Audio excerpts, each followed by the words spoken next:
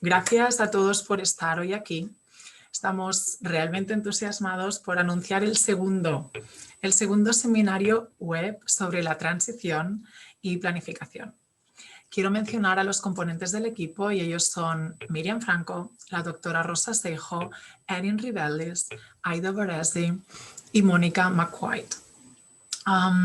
Informaros que todos estamos dando servicio en el Centro Ross F. Kennedy llamado CERS, que significa Centro de Evaluación y Rehabilitación para Niños, que pertenece al Hospital Montefiore en el Bronx.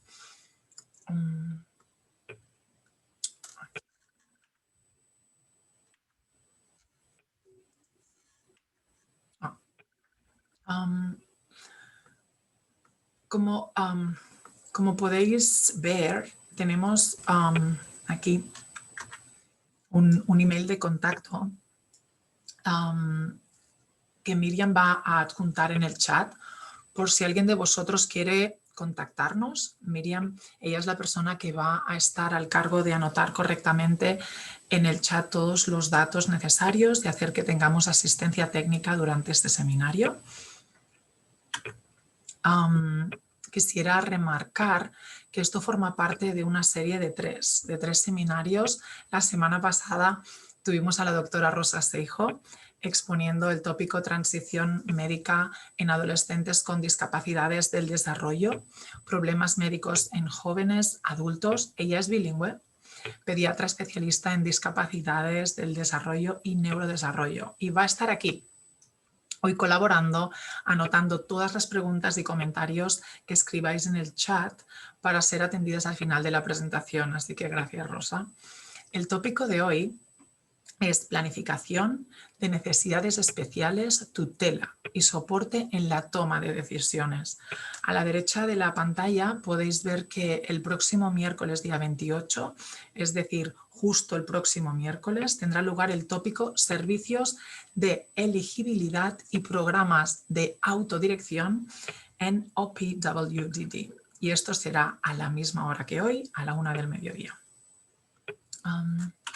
Aquí.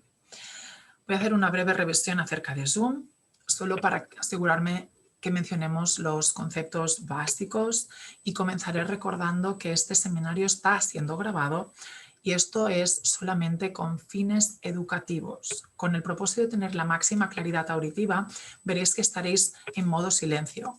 El icono que está rodeado con un círculo amarillo aquí en la parte inferior de la pantalla, a la parte izquierda, está con una línea roja cruzándolo, pero al final de la exposición tendremos tiempo para que podáis efectuar preguntas, así que podéis clicarlo para dejar de estar en silencio y abordar vuestras dudas y, por supuesto, sugerencias. Es importante que sepáis que utilizando el chat, que lo tenéis aquí debajo, casi en medio de la parte inferior de la pantalla, donde dice chat, rodeado con un círculo de color rosa, en todo momento podéis escribir vuestras preguntas, comentarios relacionados con el seminario y el tópico de hoy. Miriam Franco y la doctora Rosa Seijo estarán asistiéndonos. Serán responsables de hacer que todo lo que escribáis se tenga en cuenta. Muchas gracias por hacer esto. Y en el caso de que nos alarguemos más de la cuenta y no tengamos tiempo suficiente para abordar las preguntas, no os preocupéis porque vamos a transmitírselo todo a Catherine y ella nos da garantizado que va a responder encantada a todos y cada uno de vosotros. Algo que quiero mencionar especialmente es el icono que tenemos debajo con un círculo alrededor, que si veis es un icono que tiene una cámara cruzando. Si no veis que sepáis que si la cámara tiene esto rojo es que nos estamos viendo y que es sumamente gratificante ver las caras de todos los que estáis aquí. Después también hay un icono que dice Reactions. Clicándolo veréis varios emoticonos que, si lo deseáis, podéis expresar vuestras emociones. Por ejemplo, Miriam ahora me está aplaudiendo. Esto lo podéis hacer en cuanto queráis. Por último, prestar atención al icono de la derecha del todo, que es la parte inferior de la pantalla donde dice End. No lo cliquéis. hasta que el seminario se termine. Pero en el caso de que accidentalmente lo hagáis, sepáis que podéis entrar otra vez con el mismo código que lo habéis hecho antes. Miriam también lo va a escribir ahora en el chat por si lo queréis copiar y tenerlo a mano. A ver. Es muy importante que este link que veis en la pantalla junto a nuestro correo electrónico de contacto lo vamos a escribir en el chat también para que lo copiéis y podáis completar un cuestionario. Y desde aquí os pido por favor que cuando lo recibáis lo completéis, así que os damos las gracias también por adelantado. Imaginar que no podéis hacerlo copiando el link ahora. También vamos a enviarlo por correo electrónico al finalizar el seminario junto con la información de interés. Pero para que esto suceda, os pido que penséis en cuál fue el email que pusisteis en la inscripción para asistir a este seminario y si es la que usáis con frecuencia, genial, lo dejamos así.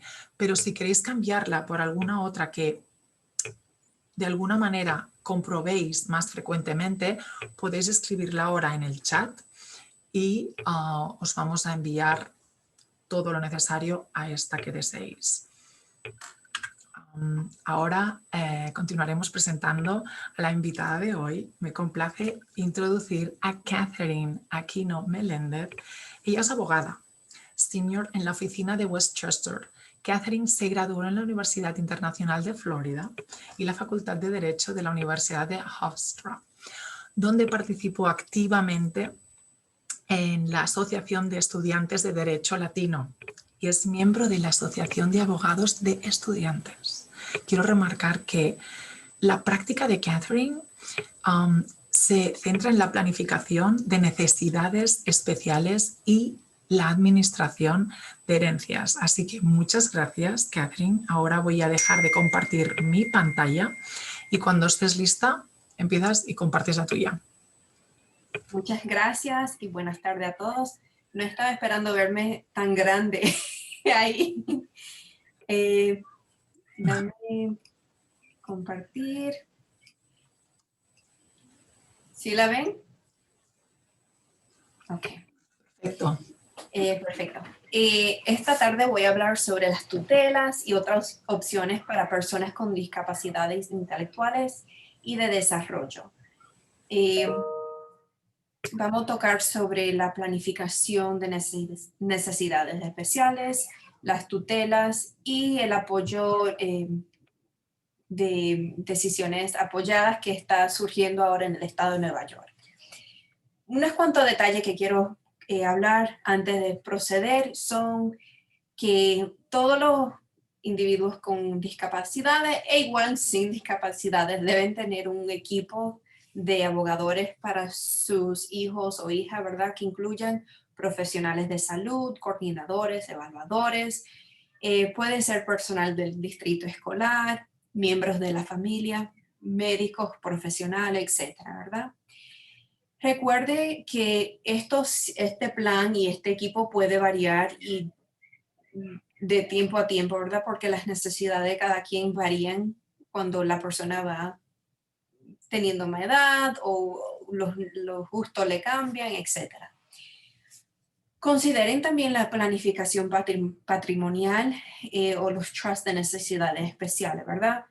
Es importante considerar si una persona tiene propiedad o dinero propio, ¿verdad? A veces si hay demanda o tal vez tienen herencias de los abuelos, entonces una persona con discapacidad debe de establecer o una persona de parte de esa persona debe de establecer el trust que es conocido como el first party trust, ¿verdad? El trust de primera persona con el dinero de esa persona. Ya entonces también hay la opción de un third party trust o un trust preparado con los beneficios de otra persona para el bienestar de esa persona con discapacidades. También la carta de intención. No sé si han oído sobre una carta de intención. ¿Qué es? Es un documento, no es un documento legal, ni tiene ninguna validez legal, pero es un documento que permite que uno incluya o indique las intenciones que uno tiene para sus hijos, ¿verdad? los gustos que tienen, lo que no le gusta. Si, por ejemplo, a uno le gusta la leche bien caliente y al otro no, eso se puede indicar, ¿verdad? Es algún documento que también varía de tiempo a tiempo. Sin embargo, tengo una clienta que diría casi cada 6 meses me manda una carta de intención nueva, ¿verdad? Ella siempre está constantemente cambiando la carta y los gustos de sus hijos. Entonces es algo que deben de considerar. Eh, en la presentación anterior en inglés también mencioné, ¿verdad? Que a veces vale la pena tenerla simplemente si uno se va de viaje y deja a los hijos con alguien que lo cuide, el vecino o el tío, la abuela, etcétera. O si en algún caso uno no está ya vivo o también está hospitalizado o algo que alguien tenga que tomar las riendas del cuidado del individuo. Entonces, algo bastante útil, lo pueden buscar en el internet, en Google tienen ejemplos de lo que es una carta de intención. Si trabaja con un abogado, también le pueden proveer una copia o un ejemplo. O ustedes mismos pueden preparar algo que le parezca, porque como le indiqué, no es un documento legal. También consideren la aplicación para los servicios del gobierno, como el OPWDD, ¿verdad? Que es la Oficina para Personas con Discapacidad de Desarrollo. Esto se debe de hablar ya con los trabajadores sociales, los médicos. La responsabilidad también cae sobre el distrito escolar cuando uno esté en una reunión de transición, ¿verdad? Ya cuando el estudiante tenga 15, 16 años, ya debe de comenzar esa conversación con el distrito escolar si el estudiante en ese tiempo, ¿verdad? Tiene un plan individualizado, ¿verdad? Un IEP. Entonces son cosas que deben de considerar. Ahora, la tutela. Hay 2 tipos de tutela en el estado de Nueva York. Una es el artículo 17A. También hay otras conocidas como el artículo 81. La 17A es la más común y es para los individuos con necesidades intelectuales o de desarrollos, discapacidad de desarrollos, ya que no pueden tomar no pueden tomar decisiones por ellos propios, ¿verdad? Y necesitan la asistencia o que alguien lo guíe. Usualmente son los padres que peticionan a la corte de las tutelas en la jurisdicción donde uno resida o el individuo reside. Y esa persona entonces peticiona ser el tutor de ese individuo. Esta petición se somete ya cuando el individuo tenga 17 años. No queremos esperar que cumplan los 18 para evitar que haya un problema o hayan problemas con la determinación de decisiones ya cuando el individuo tenga la edad de mayoría en el estado, en el país, ¿verdad? Que son los 18. También hay que considerar la situación de cada quien. Yo, por ejemplo, una vez tuve un caso que la niña tenía 15 años, pero los padres se iban fuera del país a otro país, a lo extranjero, para una obligación de un compromiso de trabajo. Entonces no iban a estar en el país y querían asignar un tutor que estuviera presente en el estado por si algo le ocurría a la niña que reside en el estado de Nueva York, en una residencia. Entonces, esa petición fue sometida cuando la niña tenía 15 años, pero por una situación específica. Ya recuerden que la corte de tutelas puede asistirlo, completar los documentos. No necesitan necesariamente a un abogado para llenar los formularios. Pueden llamar a la secretaria de la corte y ellos la pueden asistir. También hay muchas organizaciones que asisten, pero son documentos bastante fáciles y a veces hasta los trabajadores sociales los pueden asistir en llenar los formularios. Lo único que tienen que tener en mente es que requieren ciertos pasos y algunas obligaciones varían de corte a corte, de condado a condado. Entonces mantengan eso en mente cuando estén preparando la petición de la tutela. Para la tutela hay que someter una petición con un certificado de nacimiento y también tienen que incluir toda la información de la persona que se está peticionando para ser el tutor e igual la persona con discapacidad. Un affidavit del tutor que indica el historial de educación, si tienen algún historial criminal de abuso de alcohol o de drogas. Entonces, ¿verdad? Eso le interesa a la corte porque la corte tiene que hacer la aprobación que la persona que está siendo asignada como el tutor es una persona que en realidad va a poder cuidar y mantener la persona con discapacidades segura y bien cuidada. Entonces ellos tienen la obligación de investigar mucho a lo que están peticionando como tutores. También algunas jurisdicciones requieren que los alternativos también llenen estos documentos y los alternativos de tutores son identificados. Les recomiendo que siempre tengan un alternativo. Pueden ser también más de una persona a la vez que usted peticione. Por ejemplo, pueden ser 2 personas peticionando como los tutores e igual 2 alternativos también peticionando.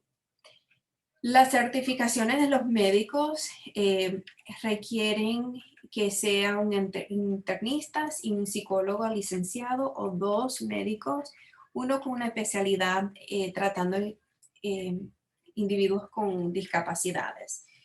Si ese médico o profesional, el psicólogo, se refieren a alguna evaluación o hacen algún referido a estudios médicos, lo que sea, ¿verdad?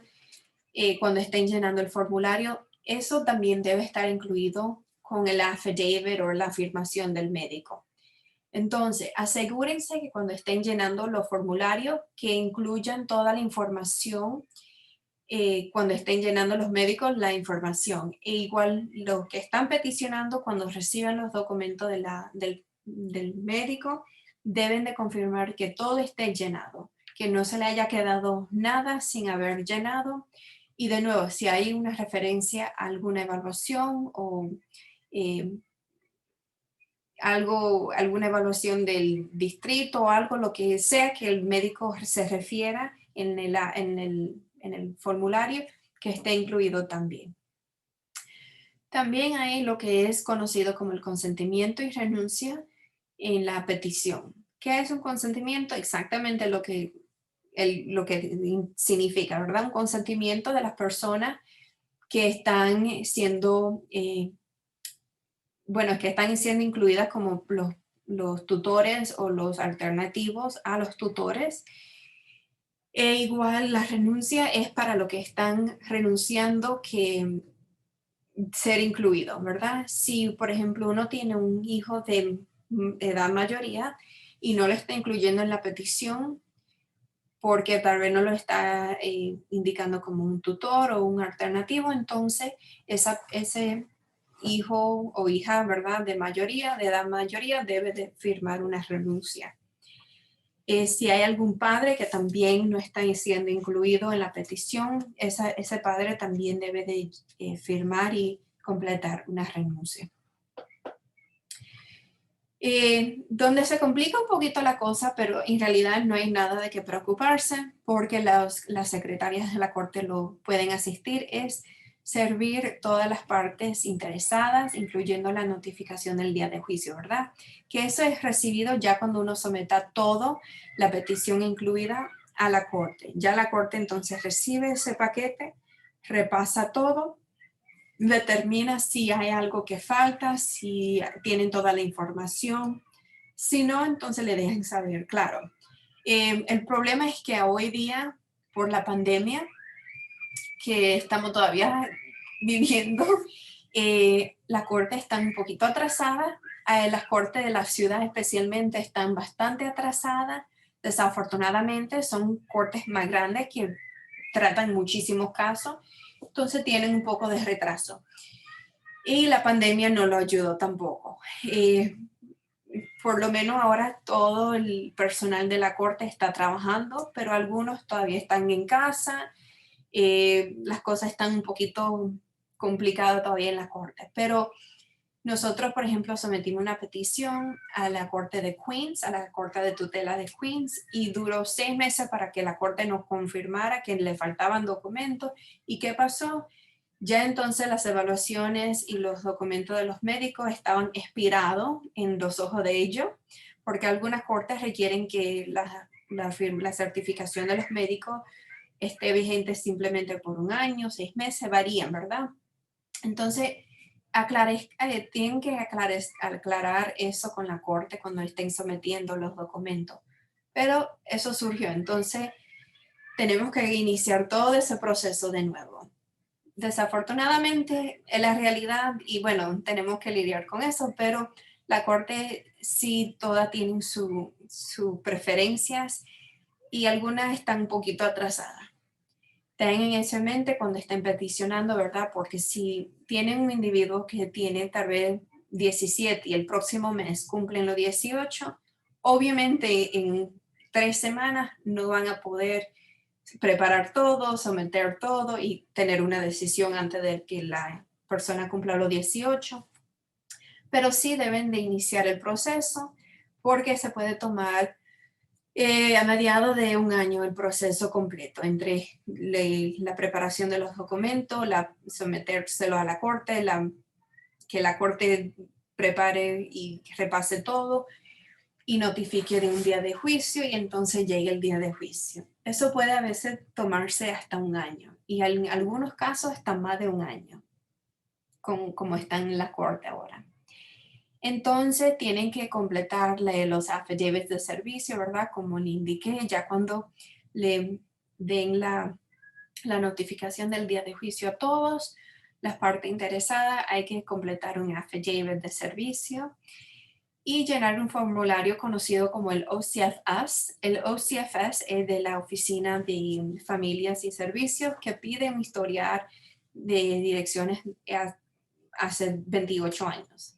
Entonces tienen que usar un poquito la memoria y recordarse de todas las direcciones donde ha residido, lo que están peticionando. A veces también los alternativos tienen que llenar este formulario. Este formulario es enviado de la corte al estado, a Albany, a la capital del estado, donde procesan el documento, toda la información. Entonces le envían el reporte a la corte, ya indicando si hay un historial de abuso infantil, de abuso de negligencia o algo que salga a la luz, que la corte tal vez no piense que el que esté peticionando sea un tutor apropiado. La petición pide información del individual, también de la familia, los doctores, los bancos, si hay propiedad. Y un affidavit tiene que ser llenado por el que esté peticionando a la corte, el tutor, sobre el historial criminal, adicciones y historial educativo también. La notificación del juicio es conocida como el citation y esto es dado por la corte ya con la información del día de juicio. También esa notificación tiene que ser prohibida al individuo con discapacidades si reside en una vivienda residencial, por ejemplo, un centro de estudiante con necesidades, se lo tienen que dar a la persona, al director de esa residencia. También a todas las partes interesadas, a Mental Hygiene Legal Services, que es la oficina legal donde asignan abogados para los individuos con discapacidades. Ellos son los que van a representar a ese individuo en la corte. Ya, ¿verdad? Porque tal vez la persona que está haciendo la petición tiene un representante, un abogado, o está sometiendo la petición por él o ella mismo. Pero recuérdense que a la corte le interesa proteger los bienes de esa persona a quien usted le quiere quitar los derechos, ¿verdad? Porque la tutela de 17A permite que uno pueda tomar decisiones sobre todo lo de esa persona, la vida de esa persona, finanzas, de salud, educación, de lo que sea, ¿verdad? Entonces, recuerden que la corte quiere asegurarse que en realidad esa persona necesita un tutor. Lo único que la tutela no le quita a la persona que usted le está peticionando son los derechos constitucionales, ¿verdad? Si esa persona quiere casarse, se pueden casar. Si esa persona quiere ir a votar, ¿verdad? El año pasado, cuando en las elecciones, muchos clientes me contactaron y me dijeron, mira, mi hijo quiere ir a votar. Si tienen la capacidad de entender por lo menos el proceso y cómo hacerlo, pueden ir. Eso no le quita, ¿verdad? Que simplemente tengan una tutela.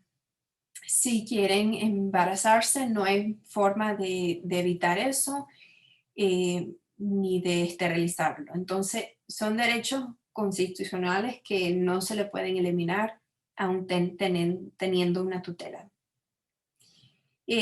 Algunas cortes requieren huellas digitales de lo que están peticionando. La Corte del Condado de la Ciudad de Nueva York requiere huellas digitales.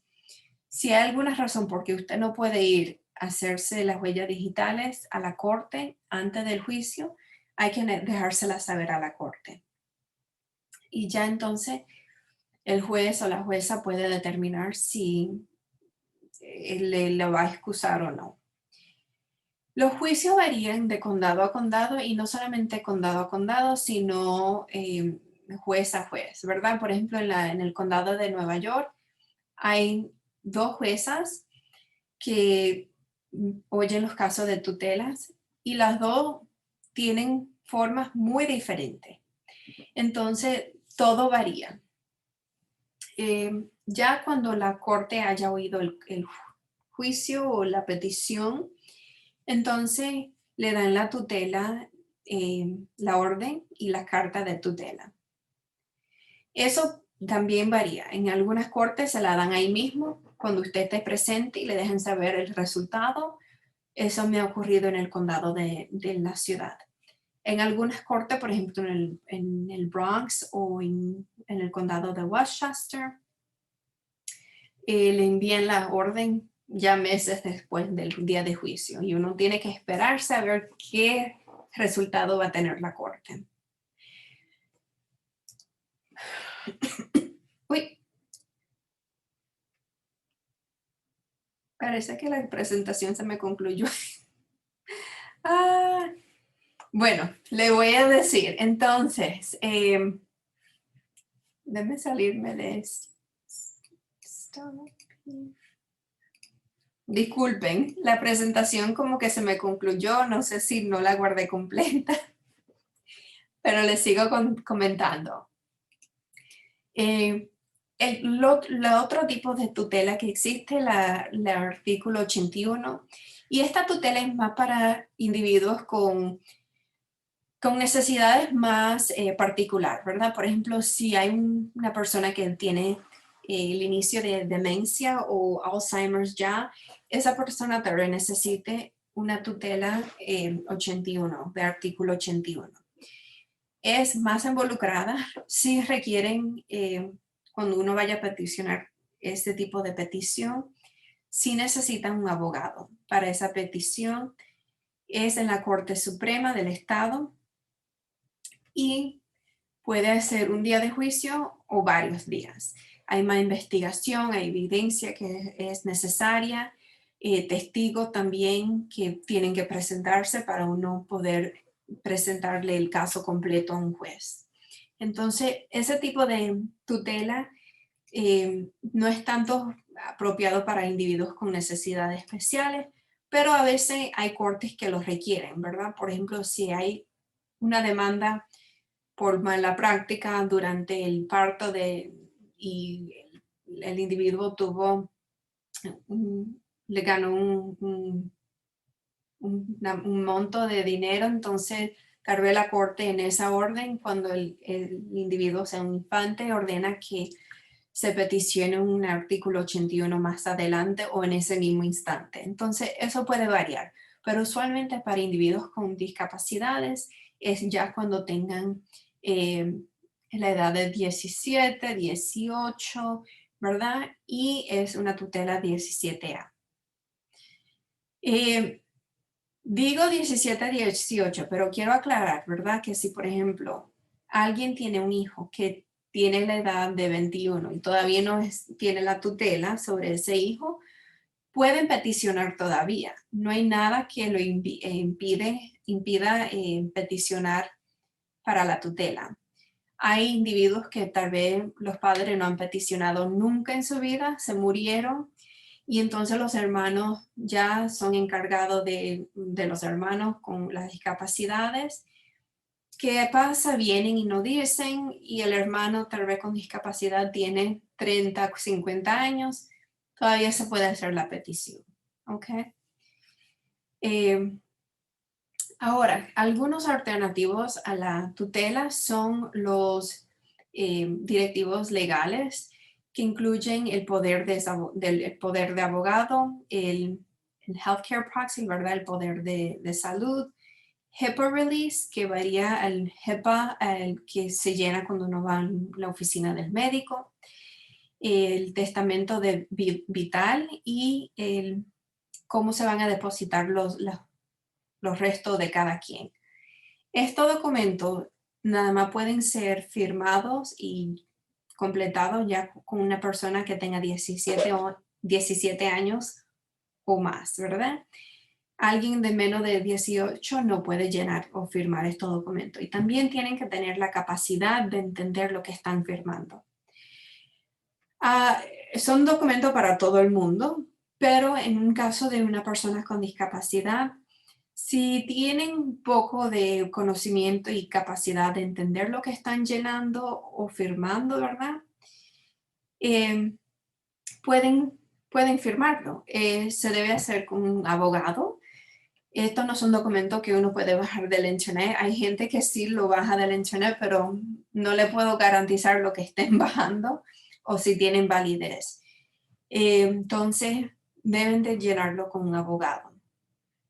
Estos documentos permiten, ¿verdad?, que un agente pueda tomar decisiones, por ejemplo, de salud sobre la otra persona, decisiones o asistir con decisiones de finanzas o, por ejemplo, ayudar con las cuentas bancarias. Entonces, es algo que puede beneficiar a un individuo con discapacidades que tal vez tenga bastante capacidad, pero necesita un poquito de ayuda de sus padres o un pariente o algo. Ahora quiero tratar sobre lo que se llama Supported Decision Making en el estado de Nueva York, ¿verdad? O decisión apoyada. Esto es algo que está teniendo se está haciendo muy popular en el estado. No es aprobado todavía, no es nada legal. Sin embargo, hay legislación que el gobernador y el estado está repasando ahora mismo para ver si lo hacen legal, pero no es nada que tiene validez todavía. Entonces, pueden tener unos cuantos problemas con eso. Si, por ejemplo, van a un médico y el médico dice, bueno, no reconozco esto no es legal, ¿verdad? Que usualmente la situación que vemos cuando hay complicaciones por las leyes que los médicos tienen que seguir ellos mismos. Entonces, se les recomienda que si su hijo o hija va a tener este plan o este equipo para ayudarlo a hacer decisiones, que también tengan los directivos vitales también llenados. Veo que Miriam está colocando en el chat unos links unos enlaces para el Supported Decision Making, que pueden ir y ver más información. Esto, como indiqué, esto es para que un individuo pueda hacer decisiones ya con el apoyo de otras personas o un equipo, ¿verdad? Pueden ser familiares, profesionales, amistades, colegas de la escuela o trabajadores sociales, psicólogos, lo que sea, ¿verdad? Entonces, deben de llenar un acuerdo donde indiquen quién va a ser parte del equipo, si el equipo va a poder participar todo junto cuando se tengan que haber decisiones o reuniones, si esas personas van a poder tomar decisiones individual o ayudar a la persona, tienen que ayudarlo todo en un grupo, ¿verdad? El acuerdo va a establecer los pasos y los requisitos para el grupo del que va a ayudar al individuo a hacer las decisiones. Pero de nuevo, no es algo legal y es algo que está convirtiéndose algo bastante popular en el estado. Sin embargo, últimamente han habido casos, peticiones que se han sometido a la corte en el estado de Nueva York y los jueces han negado la petición de tutelas porque el supported decision making es algo que existe hoy día. Claro, todo caso se tiene que considerar individualmente porque no todos los casos son iguales. Los casos varían. Hay individuos que tal vez pueden alegar y participar en un grupo con los profesionales y los otros miembros del grupo para llegar a un acuerdo sobre las necesidades monetarias, personal, decisiones de salud, etc. Pero no todos los individuos tienen esa habilidad, ¿verdad? Hay algunos que tienen bastante discapacidades severas que no pueden, o sea, no se van a beneficiar de esto. Entonces, hay que considerar cada caso independientemente. Sí, perdona, Catherine, una pregunta. Entonces, lo que estás diciendo, que lo de supported decision making no es una cosa legal, ¿están pensando en hacerlo legal o es algo que...? Sí, lo están repasando ahora en el estado para ver si lo hacen legal. Si lo legalizan, sí. ¿Y nos puedes dar algunos ejemplos de lo que sería un supported decision making en vez de hacer una tutela? ¿Me repite la pregunta, la doctora? Que si nos puedes dar un par de ejemplos de lo que significaría que alguien haga el supported decision making en vez de hacer una tutela. Si ustedes desean, puede también hablar un poquito sobre eso, porque mi hija, ella ya llenó los documentos para supported decision making. Si quiere, yo puedo hablar un poquito de eso también. Parte del proceso es un proceso bastante largo, pues puede tomar por lo menos 2 o 3 años, y es como autogestión en el sentido que es un círculo de apoyo de las personas que son elegidos de parte de la persona que están buscando la tutela y asegurar cuáles son el tipo de necesidad y ayuda que la persona va a necesitar. So, quizás la persona, como en el caso de mi hija, ella tiene su maestra, uno de sus maestros, para ayudarla a ella a hacer decisiones sobre sus amistades y sus relaciones personales. La persona que le va a ayudarla a ella a tomar las decisiones sobre sus asuntos médicos. Ella tiene su mamá y también tiene su tía. Hay ciertas categorías donde la persona eligen la persona que ellos quieren, que la ayudan a ellos a tomar las decisiones, pero la persona no van a hacer las decisiones, sino ellos.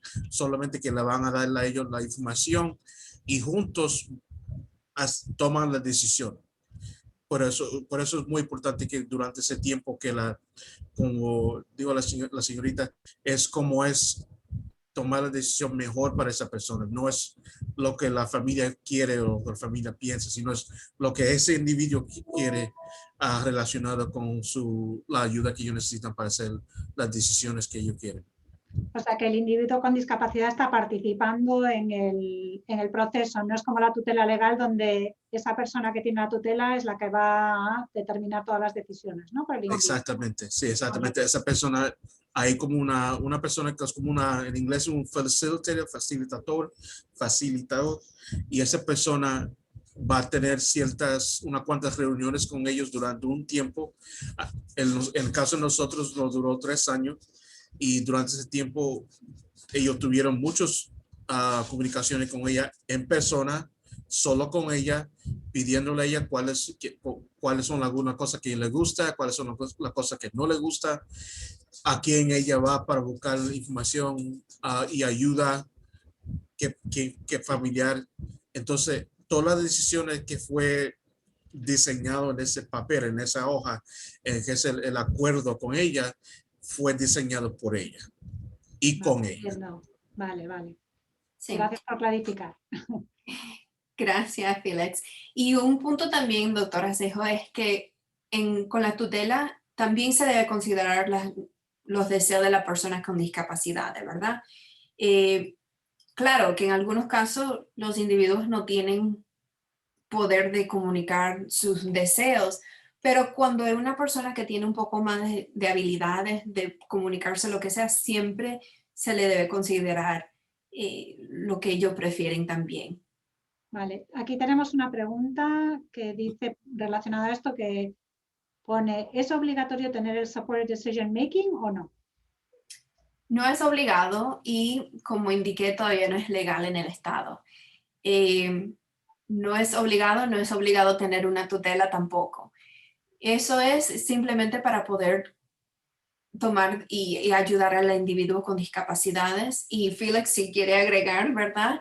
Poder ayudar a esa persona a desarrollarse y tomar y poder convivir con el resto de la comunidad. Sí, es muy importante que si la persona no va a tener un tutela, o si no, hacer los trámites para Supported Decision Making, después que la persona tiene 18 años, y si no tienen un tutela en plazo, o sea, en forma. And if I'm saying it wrong, please correct me. Esa persona es un adulto. Y entonces la ley reconozca que esa persona puede tomar decisiones, aunque los padres piensan que no. Y es por eso es muy importante que hacer esas asesorías con abogados y para ver si la persona puede tomar decisiones. Y muchos de los jueces hoy en día están haciendo esas preguntas con la persona, hablando con ellos solamente para tomar esas decisiones. ¿Qué va a decir? Quizás José puede tomar sus propias decisiones y quizás él necesita ayuda con manejar su dinero, pero él él tiene la capacidad de tomar decisiones, y como si él desea empezar a trabajar. Entonces, parte del proceso de Supported Decision Making es ellos utilizan no solamente hablar con la persona, pero ellos también utilizan el sistema PECS con diferentes fotos para que la persona pueda participar en la planificación del proceso de ellos. Entonces, ahí, y todos esos documentos, los dibujos forman parte de lo que se someta al final del documento, el acuerdo con el individuo y junto con la persona que ellos eligieron para ser parte de su círculo de apoyo. Y desafortunadamente, usualmente, ¿verdad? El problema surge cuando hay casos de salud, ¿verdad? Decisiones de salud o situaciones así médicas, ¿verdad? Porque ustedes tienen la obligación bajo HIPAA, ¿verdad? De no divulgar información ya después con una persona de mayoría de edad, o cuando el paciente ya tiene la edad de mayoría. Entonces, eso usualmente cuando surgen los problemas y tienen que haber algo, ¿verdad? O los Advanced Directives, conocidos como los documentos vitales, o el Supported Decision Making, o la tutela, para que el padre pueda continuar asistiendo en esas decisiones. También a veces con los bancos, las cuentas bancarias, etcétera. Pero a veces eso no es tanto el problema, sino más los casos de salud. Y, por ejemplo, tal vez usted, doctora Cejo, conoce a un paciente o tiene un paciente desde cuando era niñito, ¿verdad?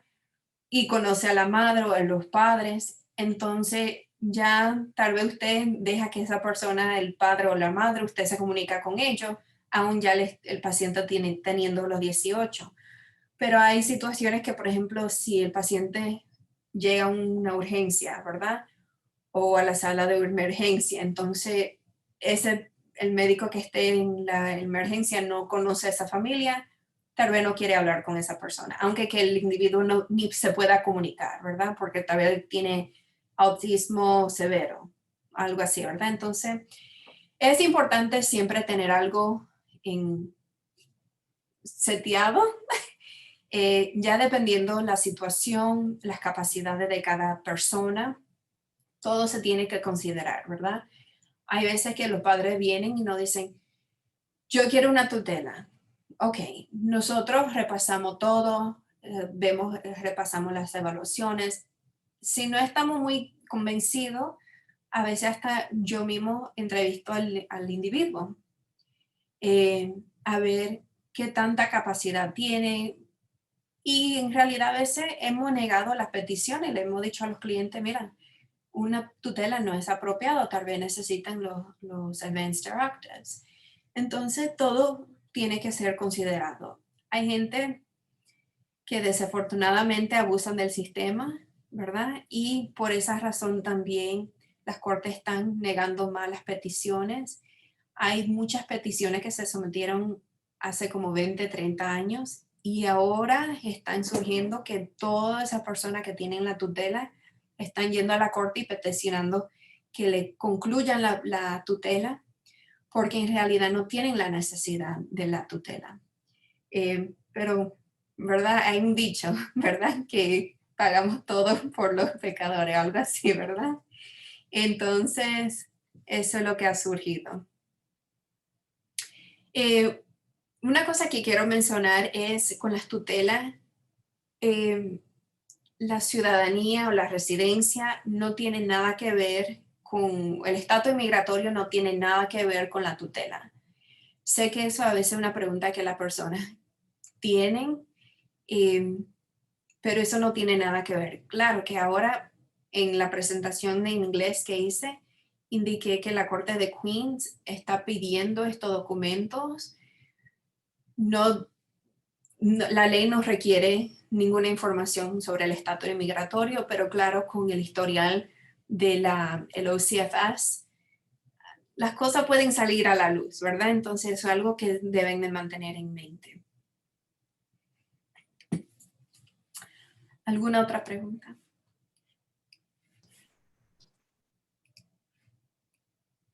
Hi, Catherine. Tengo una pregunta. ¿Uno puede apelar la tutela? Si el juez determina que no le deben aprobar la tutela a un padre. Sí, si uno puede hacer una apelación, si en caso dado el juez te niega la tutela por alguna razón. Depende por qué razón, ¿verdad? Se niegue. Lo más seguro es que sí, que se pueda apelar. ¿Cuándo uno debería de empezar el proceso? Por ejemplo, sé que es un proceso largo y extendido y necesita mucha información. Dijiste en tu presentación también que son 28 años de direcciones que tienes que recordar. Entonces, ¿en qué tiempo el padre debe de empezar o por lo menos acumular los documentos para poder empezar este proceso? El proceso de la tutela se debe iniciar con tiempo. Eso siempre recomendamos eso como a los 17 años, ¿verdad? Para evitar que haya el espacio, bueno, que haya un gap, un espacio entre la infancia y la edad de mayoría. Pero hay situaciones que uno quiere iniciar tal vez antes de los 17.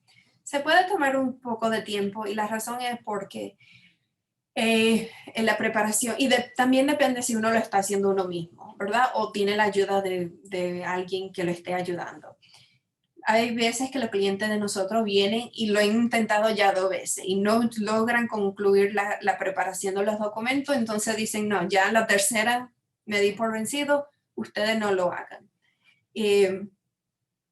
Pero a veces, todos los documentos que hay que llenar se pueden tomar tiempo. Las certificaciones de los médicos también toman tiempo a veces porque los médicos están bastante ocupados. Entonces eso puede atrasar un poco el proceso. Las cortes están atrasadas. Entonces hay muchos factores que hay que considerar. Pero usualmente nosotros recomendamos eso como a los 17. Y no me refiero, por ejemplo, 17 hoy y en 3 meses cumplo los 10, el niño cumple los 18, sino tal vez iniciando los 17 o tal vez un poquito antes de esa edad. Gracias.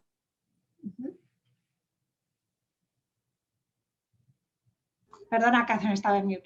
Tenemos varias preguntas de padres. Una es, en su opinión profesional, ¿es la decisión apoyada una buena idea para un adulto con autismo funcionando a un nivel mediano? Mi opinión profesional no se la puedo dar porque no sé en realidad qué nivel estamos hablando ni qué condiciones adicionales tenga el individuo, el adulto. Es algo muy específico, pero puede ser considerada. Y la otra pregunta es, yo ya empecé el proceso 1 año, pero por lo de la pandemia se retrasó. Pero a la corte ya sometimos todos los papeles y mi hijo va a cumplir en agosto 19. Si por algún motivo tenemos que salir del país, ¿puedo llevar a mi hijo sin ningún problema? Eso, o sea, el viajar no importa, ya que si hay alguna razón por qué hacen esa pregunta, si tal vez hay alguna demanda o algo adicional, eso no lo sé, ¿verdad? Pero la petición, si su hijo va a cumplir 18 el 19 de agosto y todavía no tienen vía de juicio, pueden llamar. Si le preocupa más es, por ejemplo, tal vez quiero que mi hijo se vacune, o que, no sé, tomen ciertas decisiones, ya entonces uno puede llamar a la corte a ver si ellos le pueden proveer un documento indicando que ya la tutela está en proceso. Y después tenemos un comentario de alguien que dijo que acaba de terminar la tutela de su hija y tuvo que tener la residencia, que si no tenía la residencia no se la podían dar. De nuevo, me interesaría saber en qué corte fue eso, porque como indiqué, la ley no requiere nada sobre la residencia ni el estatus inmigratorio. Algunas cortes, por ejemplo la de Queens, recientemente comenzó a pedir eso. Ya ve que fue en el Bronx. En el Bronx, hace 3-4 años, sometimos una petición de una tutela.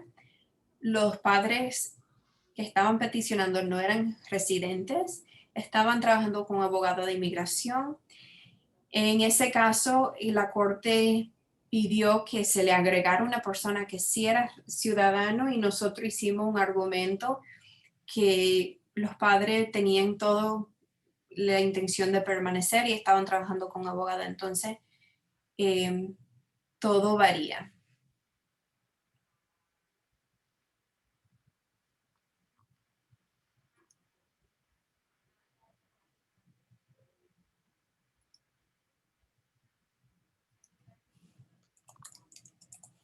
¿Alguna otra pregunta?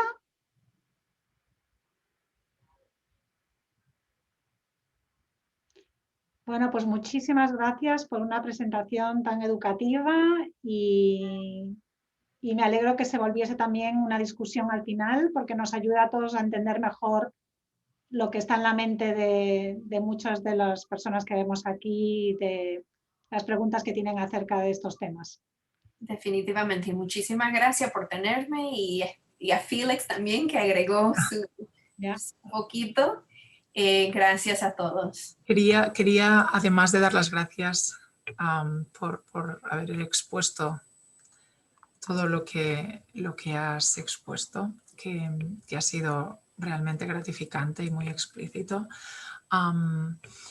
Hay algo que queremos mencionar y es que el próximo miércoles, tal y como veis aquí, día 28, es la próxima presentación. El seminario es Servicios de Elegibilidad y Programas de Autodirección, o PWDD.